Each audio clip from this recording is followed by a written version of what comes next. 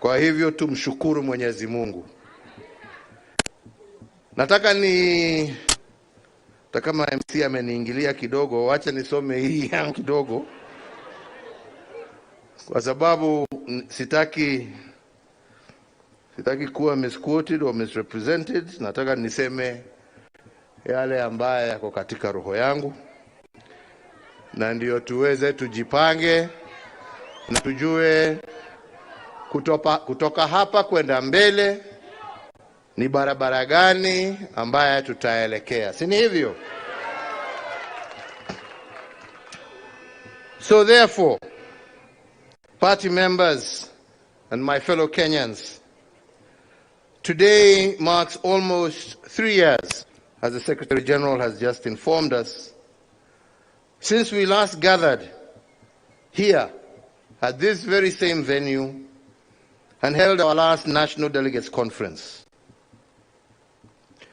This is through no fault of my own, but as a direct result of devious machinations by those who wanted to falsely and forcefully take over this party.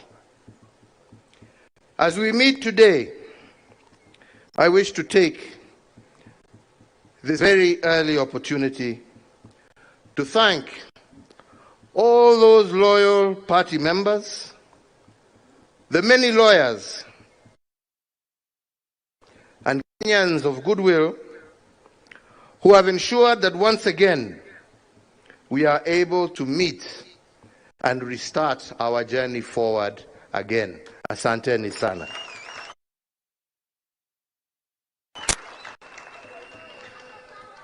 Politics, as we have seen, is about many things. But one thing that cannot be overridden is that politics is first and foremost about the collective will of the people, exercised either by a party like we are here today, or by the citizens of a democratic nation through the ballot box. So it is my hope that from today we shall see the end of machinations and the start of a democratic process, because it is the people who will decide. Sio watu wachache kujifungia pahali ama watumwe na watu wengine, kwa sababu tunajua hata hawa ni kutumwa, walikuwa wametumwa. Wananchi, members wa chama ambao watachukua hatua na decision ya kutueleza mwelekeo wa chama mgani, sio watu wachache pahali kidogo huko. So 3 years ago, at the end of a hotly contested general election, and amid an atmosphere of hostility, not only to our party, but to myself, members of my family, and members of my administration. But despite that, I stood at this same venue, ready to begin a process that should have been normal in any mature democracy. A process of rejuvenating our party, and it with new leadership, a new crop of leaders inspired by a new generation who would craft our party's future as well as our shared vision for our country. After having handed over the reins of state to a new administration in a peaceful and orderly manner, as you all witnessed, I expected the same for our party. Unfortunately, this was not to be, for reasons as explained. Ladies and gentlemen, I have been in active politics for the greater part of my life, 40 years plus. I have seen it's good, I have seen it's bad, and even it's ugly. But at every juncture, I always do my best in the spirit of service to my party, but most importantly, service to this country that I love. I have both lost elections and won elections, taking each in my stride, learning that in politics, you can never be led by bitterness, anger, or hate. That only deviates you from your mission and vision. Wale wanataka kuendelea na matusi, hiyo ni shauri yao.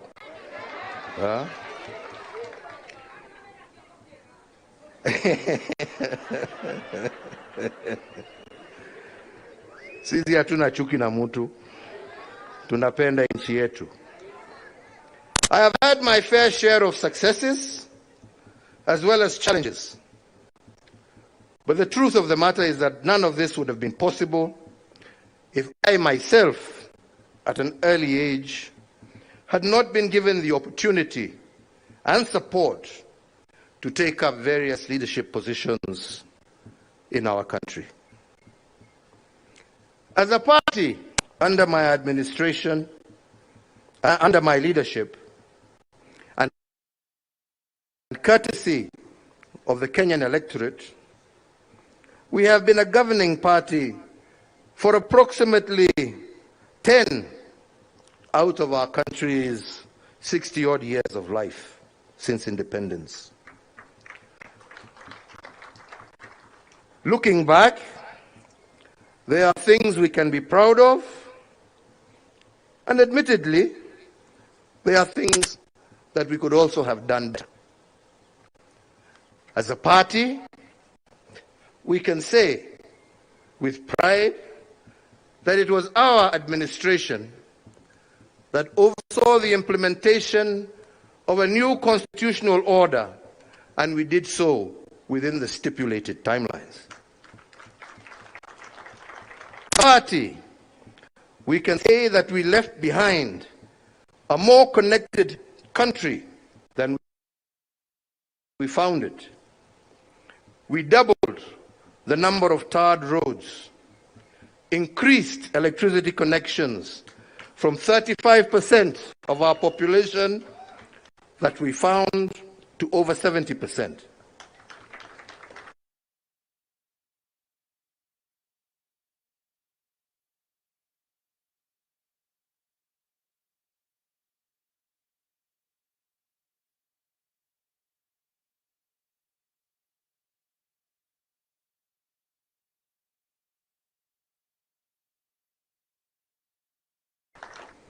Our Linda Mama, the removal of maternity fees in health centers.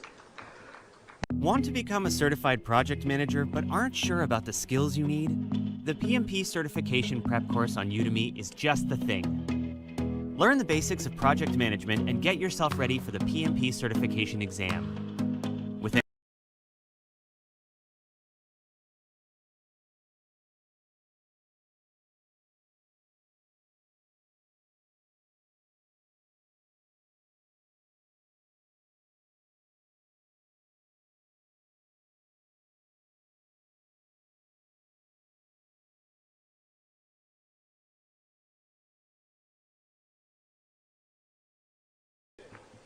We restored the sanctity of our exams. We maintained the free primary education that we inherited from President Kibaki. We expanded the free day secondary education and reduced the burden of healthcare for our parents with the introduction of EduAfia for our students. In security, despite initial challenges, we invested heavily in our infrastructure, security infrastructure. We restructured our security organs and deepened an interagency approach, thereby ensuring that our security agencies were better able to handle both domestic and external threats. This machine that we built, however, was not to be used and designed to face its own citizens, and it is not supposed to have been a source of fear and conflict with our citizens. Ilikuwa ya kulinda wananchi, sio kuumiza wananchi.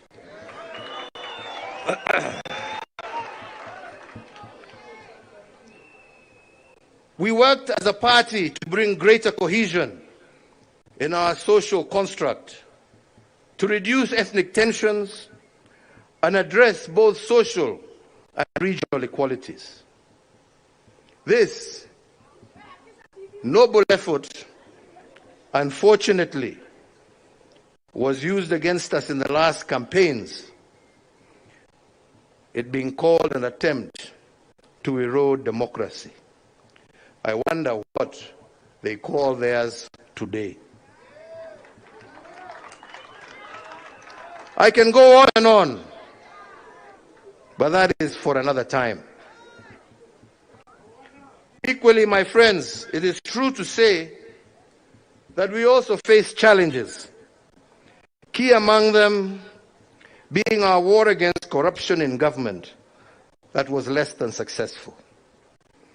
Our intergovernmental relations also left much to be desired, a case in point being the uneasy relationship with the judiciary over the appointment of judges. To my mind,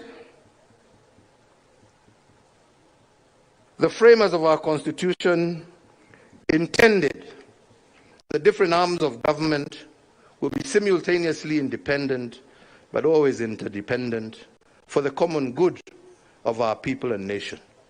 It was never our intention to deny them their independence or to interfere with their operations.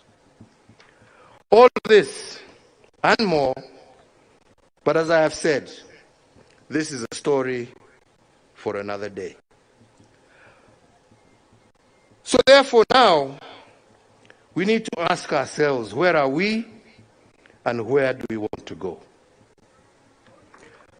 Ladies and gentlemen, over the years as a leader, some things have become apparent and clear to me. That you succeed by looking at past successes, injecting new ideas, and improving upon them. And you fail by ignoring past mistakes and therefore falling folly of repeating the same. This, while always having an open mind and a listening ear, even to those you disagree with, and especially to the voices of our younger generations. For in a world that is ever evolving as fast as it is with such insights that such insights become crucial for true transformation to occur. A balance of all this is what makes a stable and pragmatic nation, one that is filled with hope and not despair, a nation at peace with itself, and one that is able to transit with ease from one generation to the next. In the last general election, I endeavored to pass this message. Unfortunately, it fell on deaf ears and was lost in the noise of insults, character assassinations, myths and stories of dynasties and hustlers, and so on.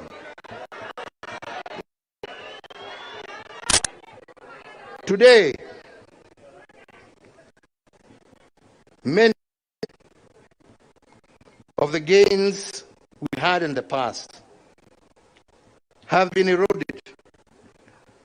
Indamama and others replaced by new, untried, untested schemes.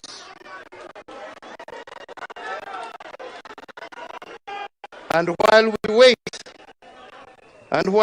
for these experiments to work, Kenyans suffer and our progress is retarded. As we continue to dwell in rhetoric rather than in progress, we repeat the mistakes of the past. Indeed, today, some of the truths we spoke of yesterday have become the reality check of today, while some of the myths and falsehoods have become the nightmare that many are living. So again, why are we here today? Ladies and gentlemen, the past can inform us, but the present can shape the future. So the first thing, as our Secretary General has told us, the first mission today is to pass amendments to our party's constitution. Amendments to ensure that the machinations of the past shall never be used again to hold back our progress. Second, to seek your approval to reach our party and set in motion the process of injecting new blood into our party structures and hierarchy.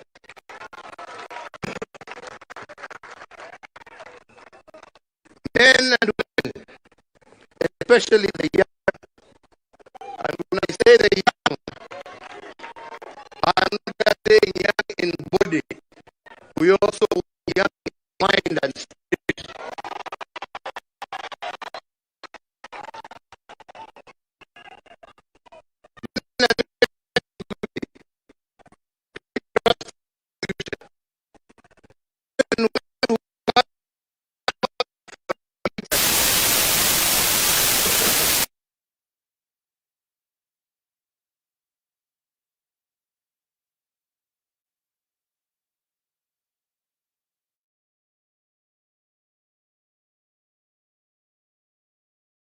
Also want young in mind and spirit.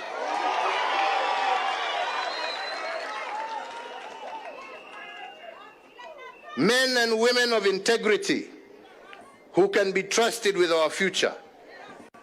Men and women who have the courage to fight for what is right and just. Men and women with the patience to listen to those whom they wish to lead. Men and women with compassion for their fellow citizens. Men and women of wisdom, not pride. Men and women who know as human beings they can make mistakes, but stand ready to correct them.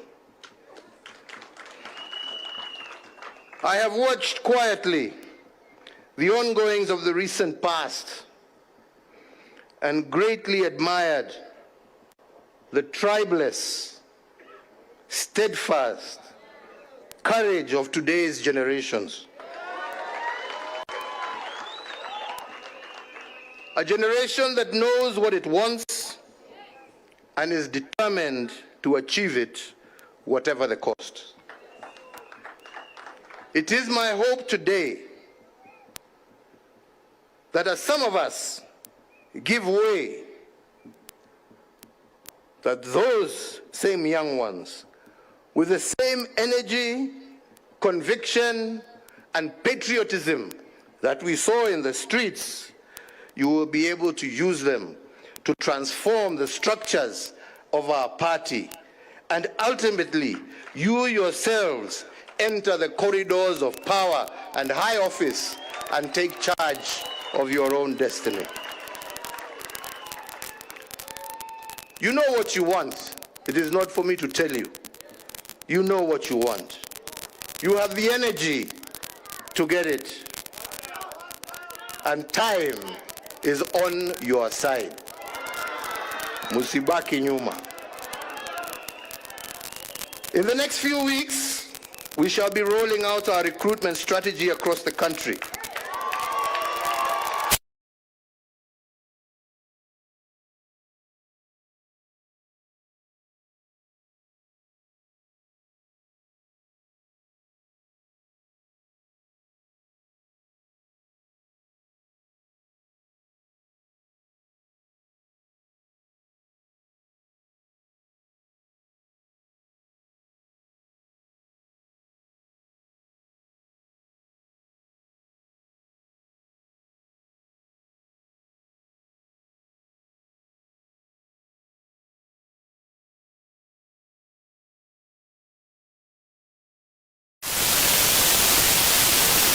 and gentlemen, as I conclude, I wish, for the sake of clarity, to remind Kenyans that the Jubilee Party, as you well know, and for reasons that have just been given, has been largely silent for the last 2 years, for those reasons. When we last convened a national delegate conference prior to the 2002 general elections,